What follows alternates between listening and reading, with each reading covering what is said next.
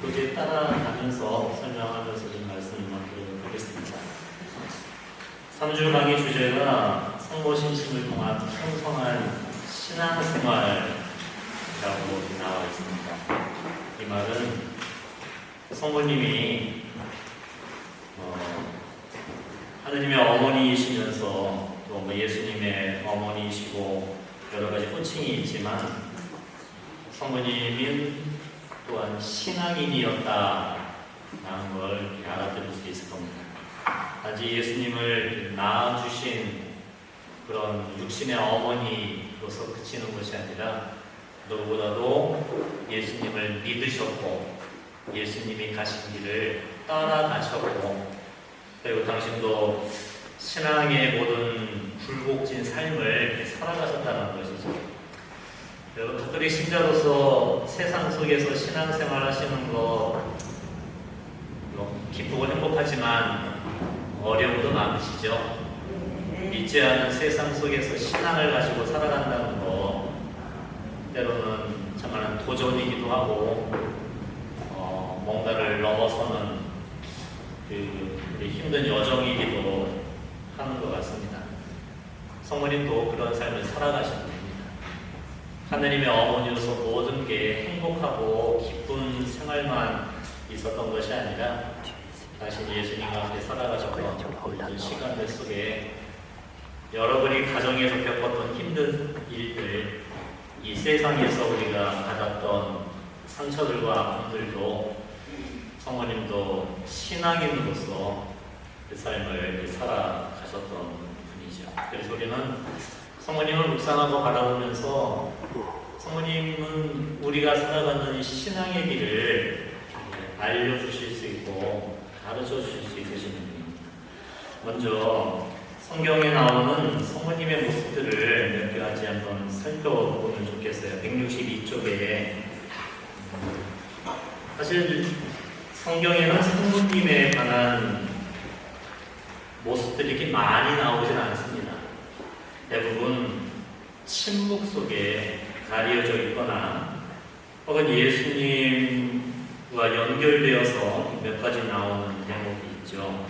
먼저 루카복음 2장 48절, 49절에 루카복음서 2장 41절부터의 말씀, 예수님이 12살 되던 해 가족들은 파스카 축제를 지내러 예루살렘으로 가서 돌아오는 길에 아들 예수님을 잃어버리죠.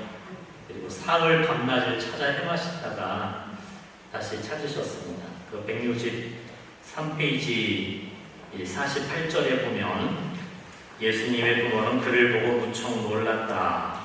성전에서 다시 찾아내셨죠.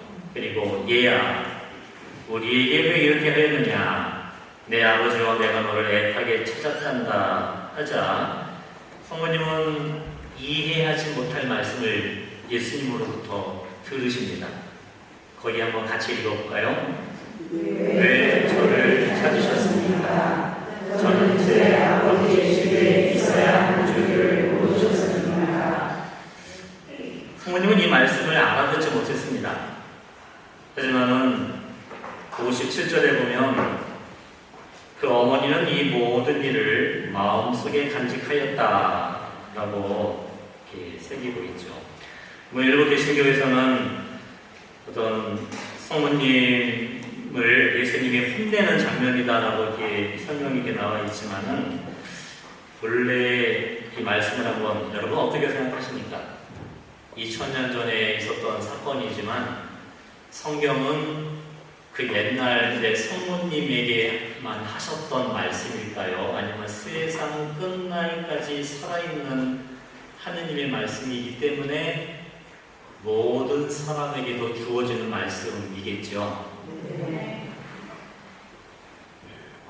성모님은 마음이 참 아프셨습니다. 예수님을 잃어버리셨을 때 그거는 하느님을 잃어버린 고통을 체험하셨을 거예요. 하느님을 잃어버린 고통. 그 성모님이 이렇게 예수님을 잘 돌보지 못해서 겪었던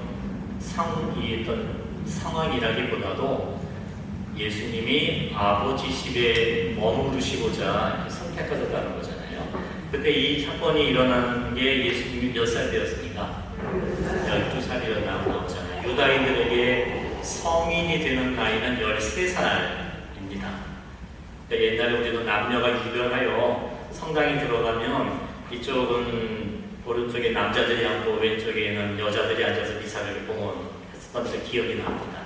길을 갈 때도 남자 그룹이 앞서 길을 걸어가고 뒤따라서 여자 가족들이 모여서 길을 가곤 했었어요. 그때 예수님이 12살이기 때문에 예수님은 아버지인 요셉하고 남자들 속에 있을 수도 있었고 어머니인 마리아와 여자들과 함께 길을 갈 수도 있는 그 나이였습니다. 성모님은 예수님이 안 보이자 당연히 앞에 요셉과 함께 아버지인 요셉과 함께 있으려 여겼고 요셉 성인도 당연히 엄마 마리아와 함께 오리라 생각을 하고 하룻길을 걸어가서 모이는 곳에 보니 예수님이 안 계셨던 거예요. 그때부터 그 마음은 무너지는 마음이죠. 그러면서 사흘을 되짚어 가서 예루살렘 성전에서 다시 한번 예수님을 찾아내게 되죠. 그때 예수님이 성모님에게 하셨던 그 말씀, 왜 저를 찾으셨습니까? 저는 제 아버지 집에 있어야 하는 줄을 모르셨습니까? 이 말은 하느님을 잃어버린 우리 모두에게도 하는 말씀이 아닐까요? 우리는 뭔가를 잃어버린 사람 아닐까요? 살아오며 사랑을 잃어버리고 믿음을 잃어버리고 삶의 용기를 잃어버리고 용서하는 법을 잃어버리고 희망을 잃어버린 우리들, 뭔가를 잃어버려서 그를 찾아 헤매고 있는 우리들을 두고 하시는 말씀일 거예요.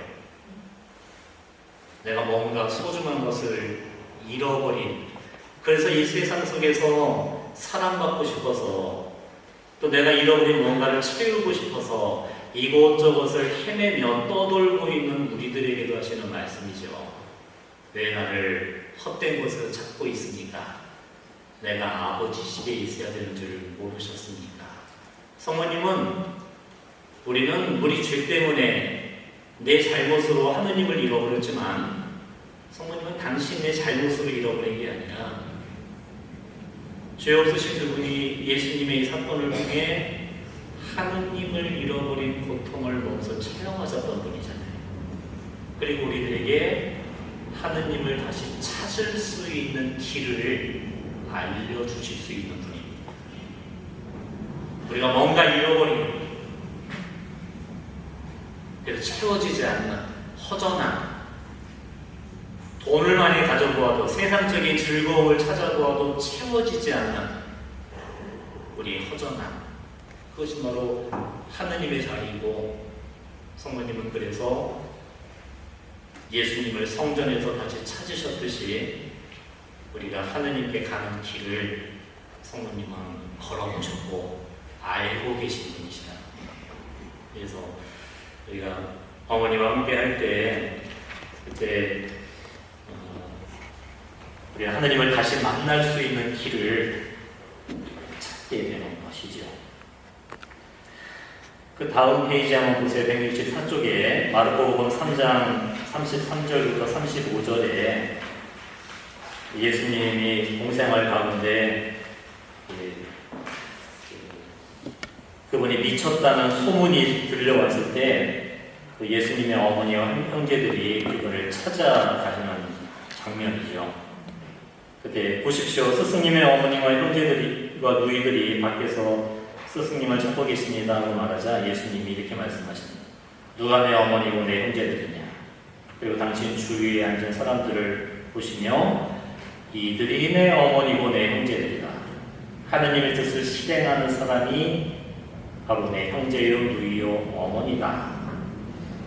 루카복음에도 비슷한 장면이 나오죠. 루카복음 11장 28절에 예수님이 어느 집에서 가르치고 계실 때 한 여인이 이렇게 외칩니다.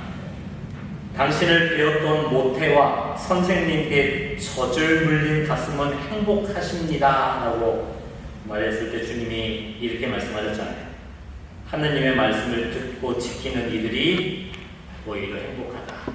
이 말은 성모님이 복된 여인이 아니다라는 뜻이 아니라 우리는 단지 마리아께서 예수님의 어머니이시기 때문에 육신의 엄마이기 때문에 공경하고 사랑하는 내 이유가 있다는 것이 아니라는 사실이에요.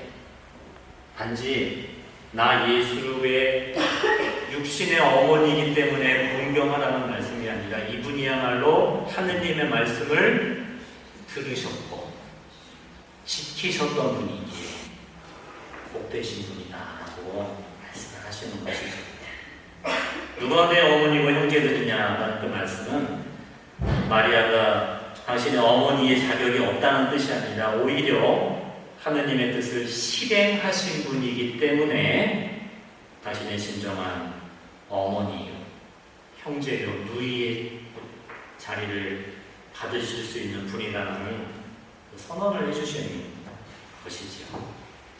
그 뒤 165쪽에 보면 개신교의 오해와 거기에 대한 해석들은 여러분 한번 좀 읽어보시면 되니까 넘어가겠습니다. 167쪽에 보면 요한복음 2장 카나의 혼인잔치에서 또 성모님의 그 말씀과 그 모습이 드러나게 되죠. 요한복음 2장 1절 가나의 혼인잔치가 벌어졌는데 예수님의 어머니도 거기에 계셨다. 2절 예수님도 제자들과 함께 그 혼인잔치에 초대를 받으셨다. 그런데 포도주가 떨어지자 예수님의 어머니가 예수님께 포도주가 떨어졌구나 하였다. 예수님께서 한번 읽어봅시다. 예수님께서 어머니에게 말씀하셨다. 여인이시여 저에게 무엇을 바라십니까? 아직 저의 때가 오지 않았습니다. 이 말씀은 들으면 성모님이 포도주가 떨어진 잔치에 술이 떨어진 게 참 곤란한 상황이잖아요. 그런데 잔치 맡은 이도 모르는 사실을 가장 먼저 알고 예수님께 가서 곤란한 상황을 말씀드리는 장면이잖아요. 근데 예수님은 거절하는 듯한 그런 느낌, 그런 뉘앙스의 말씀을 하시죠. 먼저 성모님은 어떻게 술이 떨어진 걸 제일 먼저 아실 수 있으셨을까요? 네, 성모님이 하느님처럼 전지전능한 분이기 때문에 다 아는 건 아니죠. 상식적으로 생각을 해서 술이 떨어진 걸 제일 잘 알만한 장소는 어디겠습니까? 주방이에요. 성모님이 잔치를 초대받아 가셨지만 높은 자리에 앉아 계신 게 아니라 어디에 계셨던 거예요? 뭐 하셨을까요? 일하고 계셨죠. 설거지 하시고 음식 나누고 술 나누며 봉사하고 계셨던 거예요. 그러면서 술이 떨어진 걸 제일 먼저 알고 예수님께 가서 포도주가 떨어졌구나 라고 말씀을 하시고, 그때 주님은 여인이시여 라고 성모님을, 당신의 어머니를 부릅니다.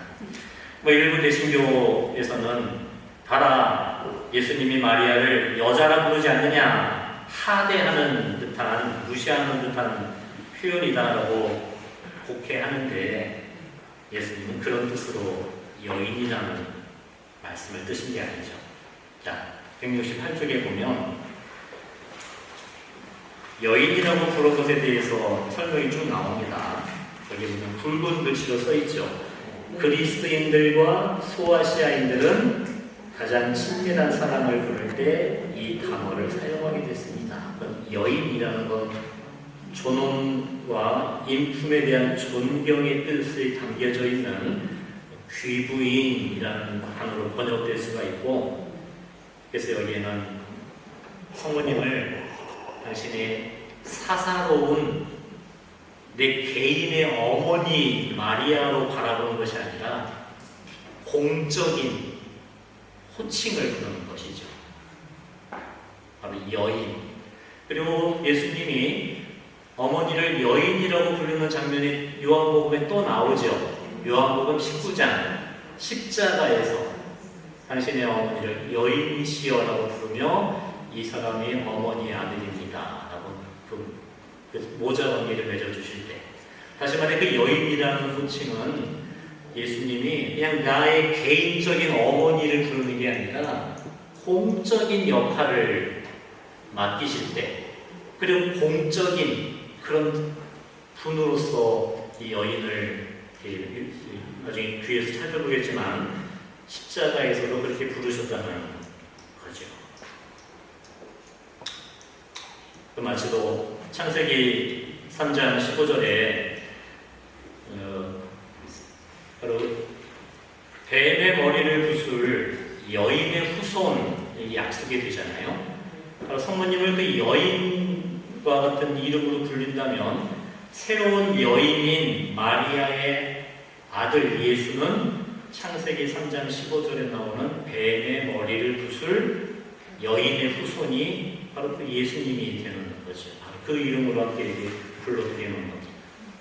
가나의 혼인잔치에서 우리가 바라볼 건 성모님은 예수님이 아직 저희 때가 오지 않았습니다라는 그 말씀을 듣고 물러가셨지만 실망하지 않았고 일꾼들에게 가서 이렇게 말씀하십니다.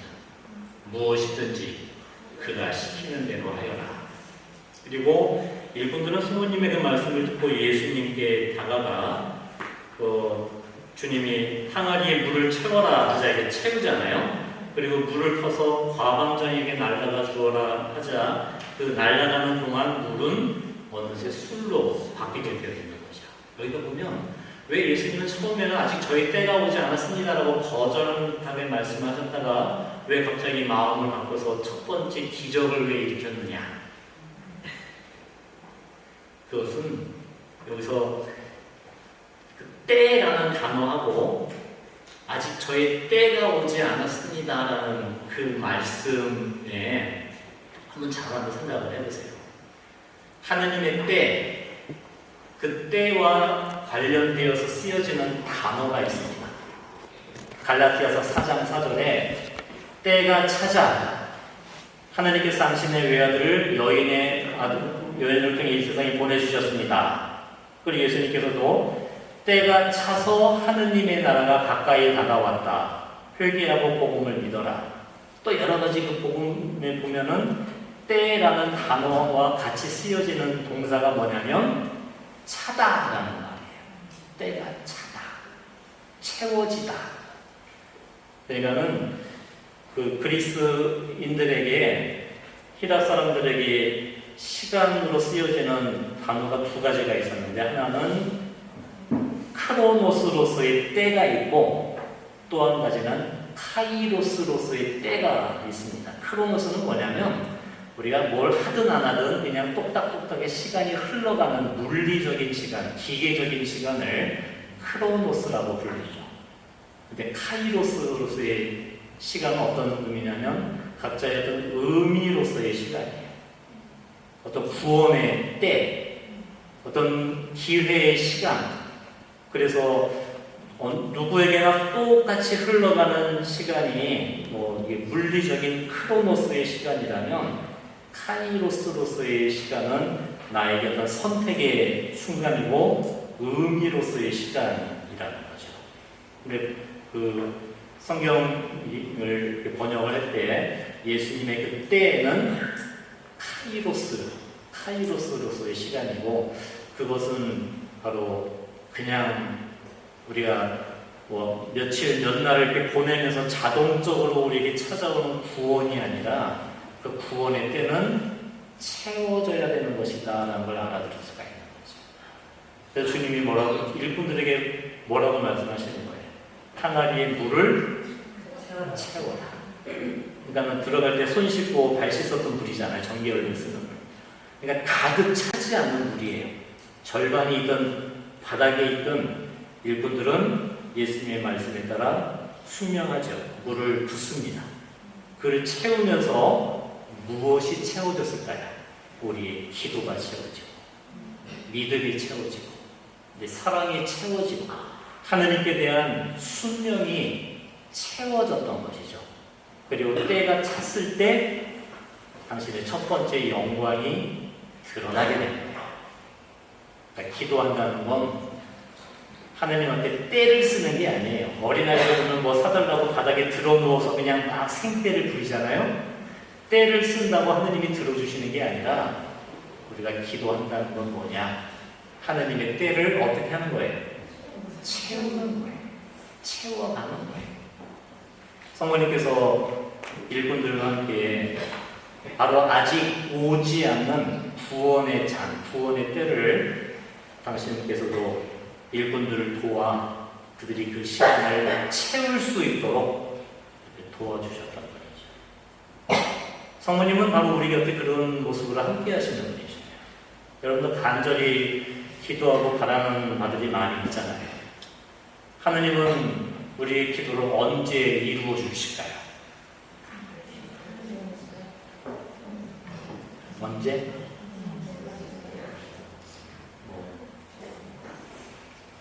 어떤 사람이 기도하면서 하느님, 당신께는 천년도 하루 같고 하루도 천년 같으신 분이고 당신께는 1억도 1원 같으시고 1원도 1억 같으신 분이니 저에게 1원만 주십시오 라고 하자 하느님이 그래 하루만 기다려라. 하루가 천년이잖아요. 하느님은 우리의 기도를 언제 채워주시느냐, 10년, 20년 그 때가 아니라 우리가 사랑을 채우고 희생을 채우고 내 믿음을 채울 때 그걸 성모님이 도와주시고 함께 해주셔서 우리가 그 아직 채워지지 않는 그 구원의 시간을 어쩌면 지금 우리가 함께 채워가는 시간이 또 우리 기도의 시간이 아닐까 생각이 듭니다. 실망하지 마시고 인내를 가지고 혼자 채우지 말고 누구랑 채워야 돼요? 성모님과 그분이 나를 도와주셔서 이걸 채워가실 수 있도록 그것이 가득 채워졌을 때 물이 술로 변화되었단 말이죠.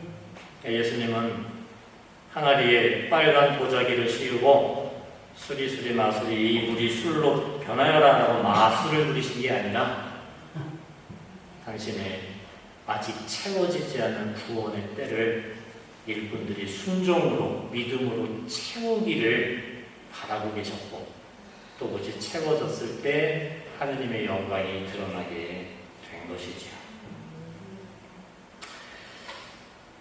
자, 성모님을 왜 공경해야 하느냐? 170페이지 보세요. 일부 개신교회는 천주교를 마리아를 믿는 교이며 우상 숭배교라고 비난을 합니다만 우리 성모님을 하느님의 자리에 놓고 신격화하는 종교가 아닙니다. 자, 큰 제목 한번 같이 읽어봅시다. 첫째, 천주교는 마리아를 믿는 종교가 아닙니다. 그러니까 여기서 믿는다는 것은 신앙의 대상으로 놓는다는 것인데 우리 성모님을 숭배하고 신의 자리에 올려놓는 것이 아니라 바로 우리를 하느님께로 이끌어 주시는 신앙인의 모범으로서 그리고 그 길을 걸어가신 분으로서 성모님을 공경하고 그리고 이 사랑해 드리는 그런 모습이죠. 그 다음 페이지 제목 또 한번 읽어봅시다. 둘째, 성모님의 사랑.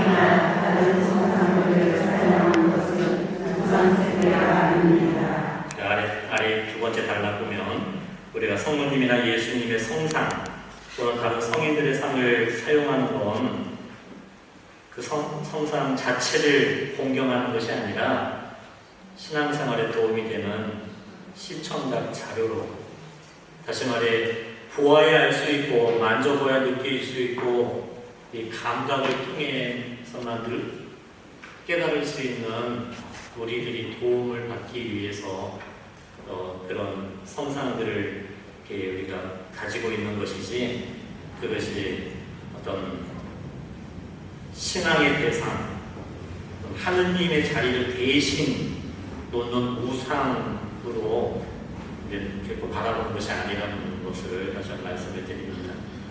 셋째, 성모님을 공경하는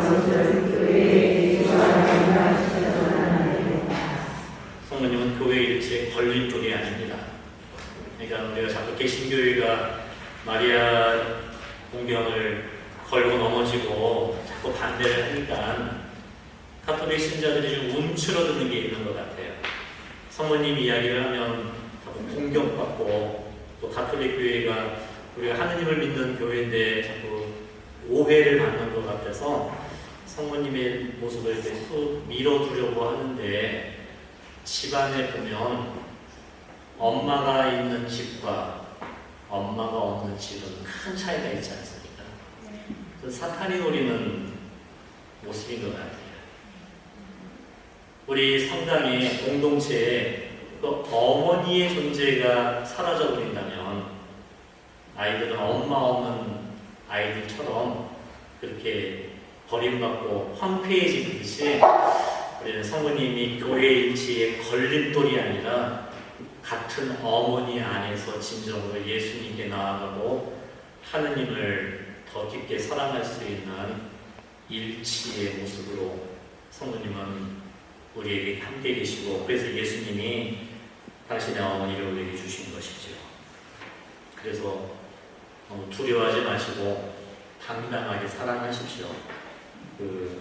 성모님은 갈라진 형제들인 개신교와의 일치를 도와주실 수 있는 분이고, 그 어머니의 사랑 안에서 형제들이 하나가 되듯이 우리는 성모님의 사랑이 필요한 하느님의 자녀들이라는 것이죠. 172쪽에 성모님을 공경하는 이유 쭉 나와 있습니다. 한번 또 제목 한번 크게 읽어볼게요. 첫째, 우리의 주님이신 예수님의 어머니시기에 공경합니다. 우리가 예수님을 참으로 사랑한다면 그분의 어머니이신 성모님을 사랑하고 존경하지 않을 수 없을 겁니다. 여러분, 내가 소중하게 여기고 있는 것을 누군가 와서 막 무시하고 하찮게 여기면 좋아요, 나빠요? 나빠요. 예수님은 당신의 어머니인 마리아가 소중하지 않으셨을까요? 소중한 분이죠. 나를 사랑해 주신 분이고, 또 아들로서 인간으로서 사랑하신 분이 바로 어머니인데, 예수님이 사랑하시고 소중하게 여기는 성모님을 우리들이 무시하거나 조롱한다면 제일 마음이 아프신 분이 그 아들이신 예수님이시잖아요. 그래서 우리가 성모님을 사랑해드리고 성모님께 마음을 드리는 건 예수님께 가는 사랑이 없어지는 게 아니에요. 예수님이 더 기뻐하시고, 그리고 성모님은 당신에게 준 사랑과 공경을 독차지하시는 분이 아니라 이거를 그대로 하느님께 되돌려 드리시고 하느님께 바치시는 분이기 때문에 우리가 성모님한테 드린 사랑이 하느님의 사랑을 가로막는 게 아니라 더 완전히 하느님께 감을 수 있는 길이라는 것을 잊지 말아야 됩니다. 그러니 예수님의 어머니를 사랑해 드리시고 공경해 드리시고 그리고 따뜻함으로 다가가십시오. 173쪽에 둘째, 예수님께서 원하시되 성모님을 위해 어머니로 주셨기에 공경합니다. 예수님의 유언입니다. 여러분, 유언의 의미 알죠? 내가 죽기 전에 나의 진심을 담아 남겨놓는 게 유언이잖아요. 주님은 파스카 날 시작되는 성목요일, 파스카의 시작에 첫 번째 유언을 남기셨죠? 받아 먹어라, 내 몸이다. 이 잔을 받아 마셔라, 너희의 죄를 사해 줄 새로운 계약을 맺는 내 피다. 너희는 나를 기억하여 이를 행하여라. 이건 우리에게 무엇을 남겨주신 거예요? 성체의 성체. 예수님이 무엇이에요? 해도 그만 안 해도 그만이 아니라 내 몸이다, 내 피다. 나를 기억하여 행하여라. 그래서 가톨릭 교회는 예수님의 유언을 따라 매일 뭐가 보는데? 미사가. 그리고 파스카 날 이 저물기 전 성금요일 십자가에서 두 번째이자 마지막 유언을 남기시죠. 여인이시여, 이 사람이 어머니 아들입니다. 그리고 제자에게 뭐라고 하셨어요? 이분이 너의 어머니시다. 여기서 우리가 잘